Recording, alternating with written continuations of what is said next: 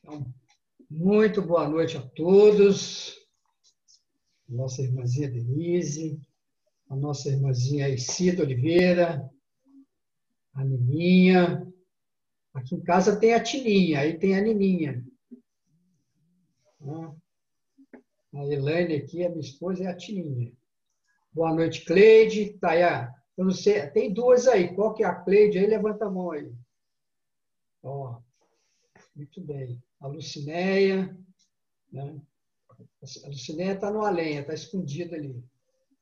E o nosso amigo Lincoln. Boa noite, Lincoln. Saudade daquele acolhimento, né? Fiquei imaginando aqui aquela chegada ali no oásis. Estou arrepiado aqui, né? Então, é uma benção muito grande. A Mônica, que está aí, a nossa irmã Terezinha. Terezinha está lá bastante confortável, né? E que maravilha, né?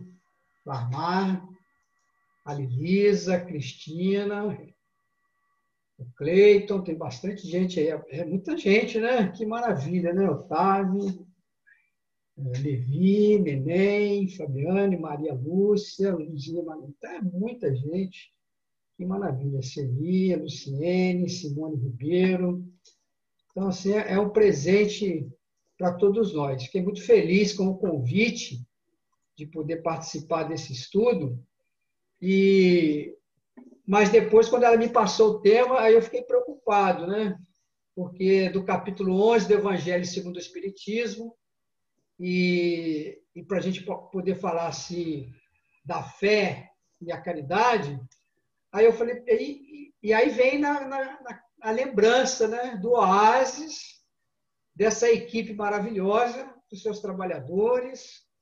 E eu falei, meu Deus do céu, o que eu vou falar de fé para esses nossos irmãos, né, que nos acolhem assim, com tanto carinho naquela instituição, né, e da caridade, né? Porque, como diz o Espírito Emmanuel, a fé ela é inata no homem. Ou seja, todos nós, né? A Cleide aí, essa nossa irmãzinha que está aí do lado dela, né? Todos nós nascemos com essa fé, né? Mas nós precisamos potencializar a fé. E é através da ação no bem que nós conseguimos, então, potencializar a fé. E um dos exemplos que nós estamos vivendo nos dias de hoje é esse momento. Tá? Estávamos com as nossas atividades presenciais e, em função desse momento que vive a humanidade, que, segundo Dr. Bezerra de Menezes, no dia 11 de novembro de 2019, uma mensagem que foi recebida lá na Federação Espírita Brasileira. Então, já vai 2 anos. Antes de começar a pandemia. Então, foi em 2019, lá no Conselho Federativo Nacional, lá na reunião da Federação Espírita, a última reunião do ano. E aí, através do médium Valdo Pereira Franco, uma linda mensagem do Dr. Bezerra, mas há um destaque ali. Esse destaque, o Dr. Bezerra disse que a Terra passaria por um dos seus momentos mais terríveis da sua história, mas que seria um grande salto para a era da felicidade, mas que estaríamos também sob os cuidados amorosos de Jesus e de Ismael, que governa espiritualmente o nosso Brasil. Então, nós estamos em boas mãos. Tá? Então, mas observem esta mensagem de Bezerra de Menezes, né, que foi no dia 11 de novembro de 2019. E eu lembro que eu falei esta frase na última palestra do Centro Espírita Filhos da Luz, aqui na cidade de Barra Mansa, que quem é de Piraí sabe que Barra Mansa, quem vê se encanta. Né, Nininha? Né?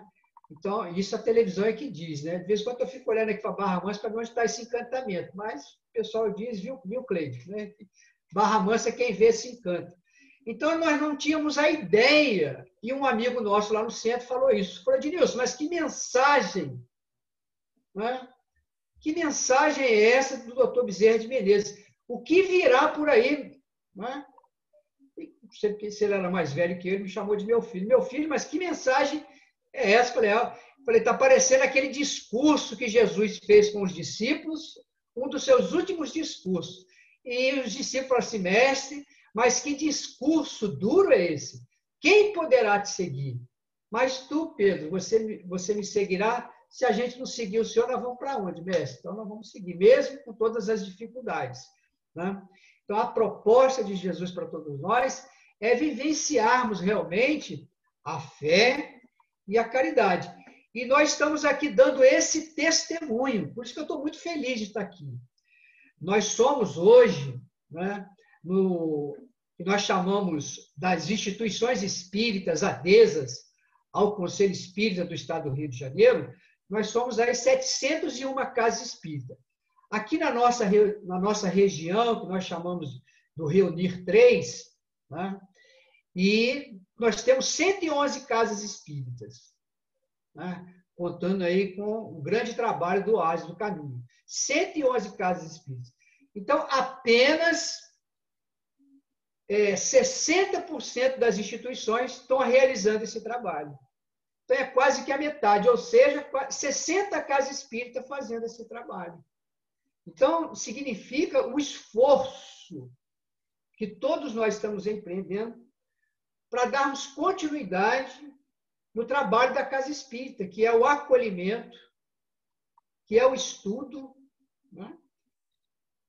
E, acima de tudo, o esclarecimento. Assim é o Centro Espírita, naquela campanha maravilhosa da Federação Espírita Brasileira, que começou lá no seu ano de 2013.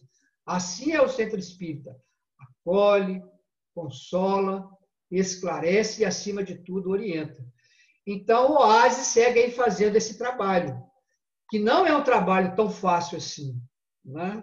E nós vamos ler aqui a mensagem desse Espírito protetor, que está nessa mensagem do capítulo 11 do Evangelho segundo o Espiritismo, que é nesse item que fala da fé e a caridade, e nós vamos entender por que nós estamos fazendo esse comentário. Né? Então, esse capítulo 11, amar o próximo como a si mesmo, e no seu item 13, que fala da fé e caridade, que a gente está reforçando aqui, que é uma instrução do Espírito protetor. Mas para a gente falar também da fé, falar da caridade, eu lembro que quando a gente tem a oportunidade de ir numa instituição, divulgar a doutrina espírita, eu sempre lembro da mentora espiritual Joana de Ângeles, do nosso querido irmão Divaldo Franco. É sempre bom lembrarmos os princípios básicos da doutrina espírita. Portanto, falar da fé, falar da caridade, mas é preciso a gente lembrar novamente esses princípios básicos da doutrina espírita, que é a crença em Deus. É preciso acreditar em Deus. É preciso acreditar que nós somos espíritos. É preciso acreditar que existe a reencarnação, a pluralidade das existências, que existe outras moradas, a pluralidade dos mundos habitados. E estamos aqui estudando uma mensagem, nós vamos ler essa mensagem daqui a pouco, que é uma comunicação de um espírito. E, no caso desse espírito, ele se identificou como espírito protetor lá de Cracóvia. Então, é muito interessante isso, tá? Dar essa comunicação, e Allan Kardec vai inserir nesse capítulo 11, tá? Do Evangelho segundo o Espiritismo. Então, essa crença em Deus, a crença na existência do Espírito, na pluralidade das existências, na pluralidade dos mundos habitados e na comunicabilidade dos Espíritos, nos ajuda a entender da necessidade da potencialização dessa fé, mas usando a caridade, né? A ação no bem. E aí nós vamos entender o porquê que é importante esses princípios básicos todas as vezes que nós vamos estudar o Evangelho segundo o Espiritismo. Né? Porque há determinadas situações que as pessoas dizem perder a fé por desconhecer, muitas das vezes, até a causa do sofrimento. E nós sabemos que Se estamos sofrendo, mas nós não identificamos a causa nessa existência, esta causa pode estar lá numa existência anterior. Não é? Daí a necessidade da crença na reencarnação, de que somos espíritos e nós não estamos aqui pela primeira vez.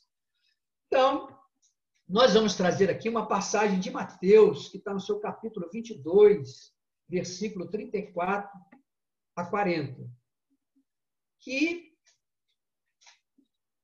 vamos ver aqui que o doutor da lei, e não somente esse doutor da lei, mas em vários momentos eles tinham, né, vamos dizer assim, aquele encontro especial com Jesus e adoravam questionar o mestre. E numa desses questionamentos, fizeram mais uma vez uma pergunta para Jesus. Essa pergunta que eles fizeram para Jesus, há 2000 anos atrás, vamos dizer assim, não trouxe só problemas para eles, trouxe problemas para o doutor da lei, trouxe problema para os judeus, trouxe problema para a humanidade. Eu vou ler aqui, nós vamos entender isso. Porque antes se falava muito com relação da crença em Deus. Mas com relação ao próximo, não se falava muito, não se discutia muito. Não é? Então, essa passagem de Mateus começa assim: e os fariseus, tendo sabido que ele tapara a boca aos saduceus, reuniram-se, e um deles, tá vendo? E um deles, que era doutor da lei, para o tentar, propôs-lhe esta questão: Mestre, qual maior mandamento da lei? Ou, como diz algumas traduções, né? Mestre, qual o mandamento maior da lei? E é muito interessante, né? Porque nós vamos entender que Jesus responde assim: amarás o Senhor teu Deus de todo o teu coração, de toda a tua alma, de todo o teu espírito. Este, diz Jesus, o maior e o primeiro mandamento. Mas nós sabemos que foi o doutor da lei que perguntou isso. Então, Jesus tinha que informar a ele a respeito de toda a lei. Então, esse era o primeiro mandamento. E agora, Jesus diz assim: tendes o segundo, que é semelhante a esse, Por isso que eu falei no início, né? Estava tão bom só a crença em Deus, né? Mas o doutor da lei resolveu perguntar para Jesus isso. Ele já sabia qual era o mandamento da lei, mas Jesus reforça para ele. Então, aqui tendes o segundo, semelhante a esse: amarás o teu próximo como a ti mesmo. Ou seja, toda a lei, tudo aquilo que ele havia estudado lá na Torá, aqueles 5 livros de Moisés, né? A Gênese, Levítico, Número, Deuteronômio, né? Então, e os profetas, Jesus resume isso. Toda a lei dos profetas se acha contido nesses 2 mandamentos, né? Então, daí a importância da fé e a caridade que a gente vai ler agora. Porque muitas pessoas ainda hoje não têm muita dificuldade com relação a amar a Deus. Amar a Deus sobre todas as coisas. Mas a questão ainda para a humanidade, e nós estamos vivendo esses dias difíceis, né? E algumas pessoas olham para alguns irmãos e dizem assim: olha, amar a Deus, tudo bem, mas amar aquele irmão ali está muito difícil, né? Então, vamos trazer agora aqui essa mensagem belíssima que está, então, no capítulo 11, no seu item 3, que é a fé e a caridade desse espírito protetor, para que a gente possa ir refletindo sobre essa mensagem.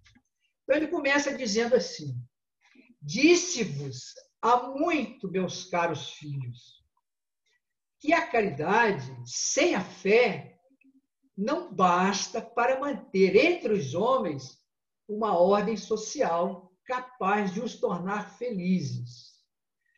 Então, se a gente parar aqui e falar assim, o Espírito dizendo isso, disse-vos há muito, meus caros filhos, que a caridade sem a fé não basta. Né? Então, uma coisa é a fé, a outra é a caridade. Bastava somente a fé, porque se falava muito da fé. Né?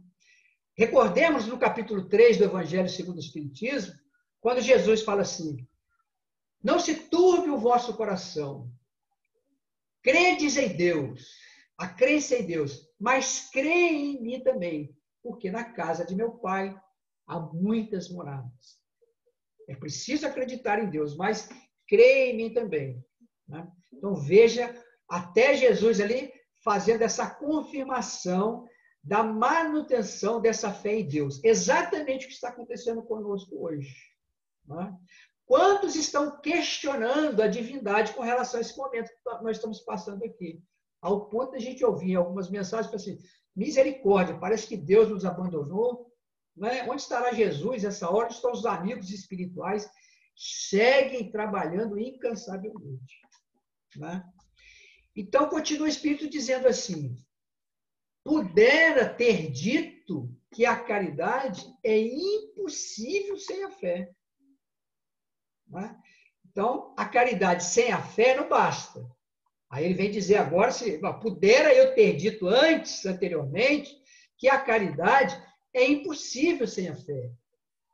E aí nós vamos entender por que ele está dizendo isso nesse primeiro parágrafo. Por quê? Né?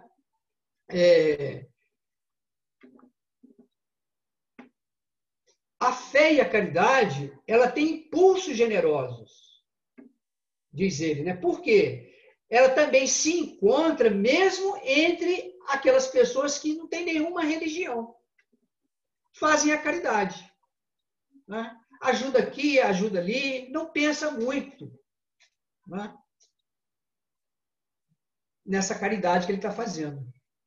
Mas que esse Espírito Protetor vem nos dizer que, apesar disso, de muitas pessoas que não têm a fé, mas praticam a caridade, mas com relação à fé e à caridade, diz que somente a fé pode inspirá-la.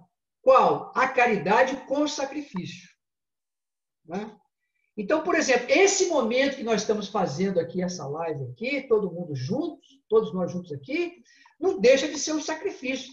Nós dedicarmos um pouco do nosso tempo nesse encontro, em alguns minutos com Jesus. Nós observamos que há 2000 anos atrás, Jesus, ele sempre convidava os discípulos para estar em alguns momentos com eles. E era um verdadeiro sacrifício. Porque se nós buscarmos nos textos sagrados, das mensagens evangélicas, de forma detalhada, Jesus, sempre após as suas atividades, Jesus subia ao monte. E os discípulos estavam cansados. Quem já teve a oportunidade de estudar, né, a transfiguração no Monte Tabor, vai lembrar que Jesus sobe com os discípulos até o monte, eles estão cansados, estão suados. Quando eles chegam lá no monte, eles deitam, eles desabam e dormem. E Jesus está fazendo o quê? Jesus está orando. E é o momento em que começa a transfiguração. Eles se assustam e acordam. Mas perderam aquele momento sublime da prece. Né? É aquele momento que, quando nós estamos de forma presencial lá no Oásis, e está lá, né, nós estamos sendo acolhidos, né, com o coral do Oásis e o Lincoln ali, né, tocando para cada um de nós, e há toda uma assistência espiritual acontecendo ali. À medida, porque nós vamos chegando e trazemos conosco também os nossos irmãos desencarnados, que vêm estudar conosco e receber da instituição toda a assistência espiritual. Então, já há todo um trabalho da espiritualidade ali.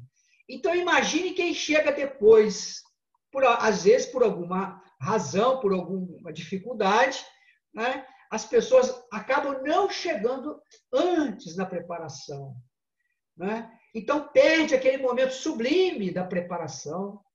Mesmo que chegue depois, será atendido. Mas imagine você poder chegar ali cedo. Por isso que é muito importante, né, quando a gente voltar às nossas atividades presenciais, a gente guardar isso na memória. Quem tem oportunidade, lá no livro Os Mensageiros, vai ver lá uma instituição que o André Luiz vai conhecer, que é uma das unidades do nosso lar. É uma instituição que fica na cidadezinha do Rio de Janeiro, né? E o André Luiz vem com a equipe do nosso lar e eles ficam ali hospedados na instituição da dona Isabel e do seu Isidoro, que agora já está desencarnado, está lá no mundo espiritual, já nem foi para o nosso lar, já desencarnou, já ficou ali, já continuou trabalhando ali. E o André Luiz, eles chegam cedo, os desencarnados vão chegando, os encarnados também, e o atendimento já começa. Antes da prece dos encarnados, antes da gente sentar ali, já começa a trabalhar. Então, veja a importância. O que é isso? É o sacrifício. Então, ou seja, veja quanto que o conhecimento é importante para cada um de nós. Então, uma coisa é a caridade, mas a outra, somente a fé pode inspirá-la a caridade com sacrifício. Então, é um sacrifício a mais que a gente faz quando a gente tem esse esforço. Tá? Sexta-feira que vem, com certeza, vai ter aí outra live. Alguém virá fazer a palestra. Então, a gente lembrar disso. Né? Então, que hora que será a abertura? 7:55, estaremos todos conectados aí, participando da prece. Por quê? Porque é nesse momento que as nossas orações elas vão irradiar. Lá na Revista Espírita, Allan Kardec, de 1869, ele explica lá como que funciona a irradiação. Né? Então, quando a gente une os nossos pensamentos e direcionamos nosso pensamento aos nossos familiares, sejam eles encarnados ou desencarnados, os benfeitores espirituais, então, eles direcionam os nossos pensamentos que atinge a corrente fluídica, então é direcionado aos nossos familiares. Então, veja a importância que a gente acha que, não, quando der 8 horas eu entro. Não, participarmos desse momento sublime da oração. Porque é uma caridade a mais que nós vamos estar fazendo. Ou seja, é um sacrifício. Né? E olha que nós estamos aqui, né, na nossa casa, podendo fazer esse trabalho. Né? Então, e ele diz assim, porém, essa caridade austera, que só com a abnegação se pratica, com um constante sacrifício de todo o interesse egoístico. Portanto, diz ele, somente a fé pode inspirá-la, porquanto só ela se possa carregar com coragem e perseverança a cruz da vida terrena. Então, essas dificuldades que nós estamos enfrentando hoje, né, que ele está dizendo aqui, que é uma cruz, né, vamos dizer assim, ou como a gente aprende no Evangelho também, é um fardo pesado que está sobre os nossos ombros, os ombros da humanidade, esse fardo está nos ombros de toda a humanidade. Todos nós estamos sendo impactados com relação a essa questão da pandemia, mas sabemos que Deus não dá fardos pesados a ombros fracos. E nós, espíritas, somos privilegiados porque nós temos informação privilegiada a respeito desse momento que nós estamos passando. Lembra da mensagem que nós falamos? Né? Imagine receber uma mensagem como essa do médio Divaldo Franco, essa mensagem, é uma mensagem linda, que depois foi publicada na revista da Federação Espírita Brasileira, o Reformador, falando desse momento. Né? Lá não dizia o que ia acontecer, mas informa que a Terra passaria por um dos seus momentos mais terríveis da sua história. E aí isso foi em novembro, aí depois dezembro, janeiro, fevereiro, março, todas as instituições, não somente no Brasil e no mundo, permanecem fechadas. Então, segue o nosso irmão dizendo assim, sim, meus filhos, é inútil que o homem ávido dos prazeres, né, dos gozos, procure iludir-se sobre o seu destino nesse mundo, pretendendo ser lícito ocupar-se unicamente com a sua felicidade. Mas ele diz assim, olha, sem dúvida, Deus nos criou para sermos felizes na eternidade. Entretanto, a vida terrestre, ela tem que servir exclusivamente. Olha o que ele vai dizer para nós aqui, a gente já indo aí para o nosso encerramento. Entretanto, a vida terrestre, para que serve? Por que nós estamos encarnados aqui? Se a felicidade nós vamos viver de forma eterna, né? Na eternidade do mundo espiritual. Então, entretanto, a vida aqui na Terra, ela tem que servir exclusivamente ao aperfeiçoamento moral, que mais facilmente se adquire com o auxílio dos órgãos físicos do mundo material. Então, nós estamos aqui para o nosso aperfeiçoamento moral. Sem levar em conta as vicissitudes ordinárias da vida, a diversidade dos gostos, dos pendores e das necessidades, é esse também o meio de vos aperfeiçoardes, exercitando-vos na caridade. Então, diz ele assim, ó, com efeito, só a poder de concessões e sacrifícios mútuos podeis conservar a harmonia entre elementos tão diversos. Então, esse momento que nós estamos aqui, né? Será que não poderia ter muito mais pessoas participando dessa live de hoje? Né? Por que razão será que muitos não estão aqui? Vai saber. Né? Então, sacrifício a mais, buscar recursos. Né? Então, vai encerrando o Espírito dizendo assim, ó, tereis, contudo, razão se afirmardes que a felicidade se acha destinada ao homem nesse mundo, desde que ele a procure, não nos gozos materiais, sim no bem. Então, a história da cristandade, ela fala, por exemplo, de mártires que se caminhavam alegres para o suplício. Então, depois de Jesus, quantos deram a vida, em nome da divulgação, da difusão do Evangelho de Jesus? Hoje, diz esse Espírito protetor, hoje, na vossa sociedade, para serdes cristãos, não se vos faz necessário nem o holocausto do martírio, nem o sacrifício da vida. Né? Olha que coisa linda que ele deixa para nós aqui. Aí vem o recado. Então, vamos lá. Então, hoje, na nossa sociedade aqui, para a gente ser cristão, a gente precisa morrer mais, né? No holocausto do martírio. Né? Nem o sacrifício da vida, mas única. Aí vem o recado. Mas única. E exclusivamente o sacrifício do egoísmo, do orgulho e da vaidade.